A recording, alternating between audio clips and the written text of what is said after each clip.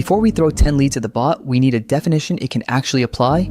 For this fictional web studio, a qualified inquiry is a business website redesign with at least $10,000 in budget, delivery within 6 months, and a decision maker or project owner in the conversation. Missing one required detail means needs follow-up, not a guessed yes.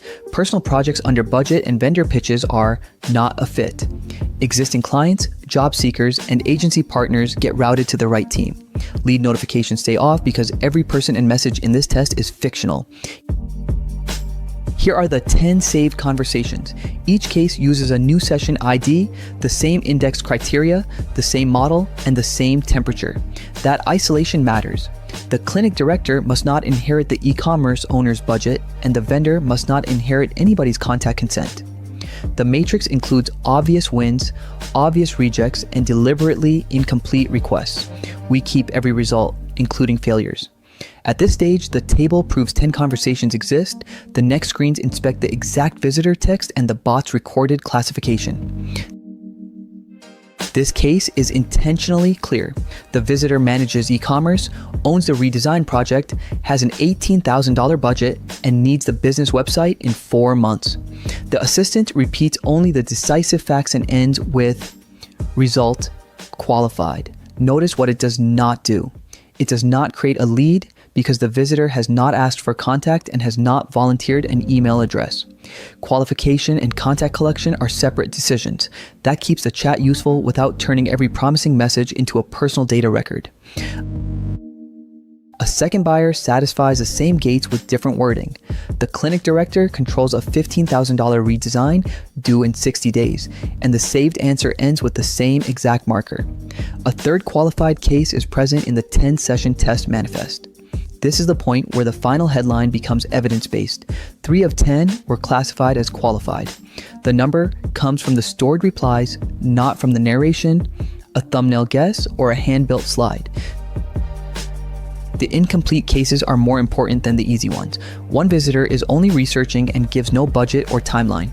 A nonprofit has enough budget and time, but board approval is still pending, so decision authority is unclear. Both replies say needs follow-up and ask for the missing information instead of inventing it. In a real sales process, this middle state is valuable. It keeps plausible buyers in the conversation while preventing sales from treating an unknown as a qualified opportunity. This saved example is an existing client reporting a broken contact form, so the assistant routes it to support. The complete matrix also contains a job seeker routed to careers and a genuine reseller proposal routed to partnerships. That distinction protects reporting. If every email-looking message becomes a lead, conversion data stops meaning anything and the wrong team receives the request. Routing is therefore part of qualification, not an afterthought. This $800 personal portfolio is below the business project floor and ends with result, not a fit. The full matrix also rejects an SEO vendor who is selling to Northstar rather than buying a redesign. The tone stays respectful, but the bot does not invent a cheaper package or pretend that a vendor pitch is pipeline.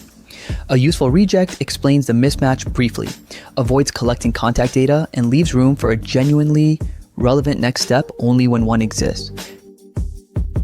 Now, we return to the first qualified buyer. Alex explicitly asked to be contacted, provides the reserved example address alex@example.com, and says email is preferred.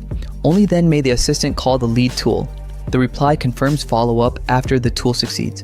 No phone number is requested, no notification email is sent, and none of the other 9 sessions creates a record. This separates relevance, consent, and storage into 3 verifiable steps. The leads dashboard contains exactly 1 new record. Alex example, the reserved example email address, no phone number, and an interest tied to the qualified website redesign.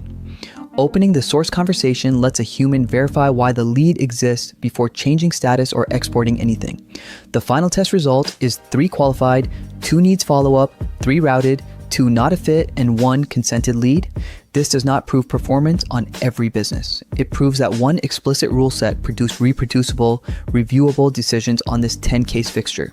The temporary account and every record are deleted after capture.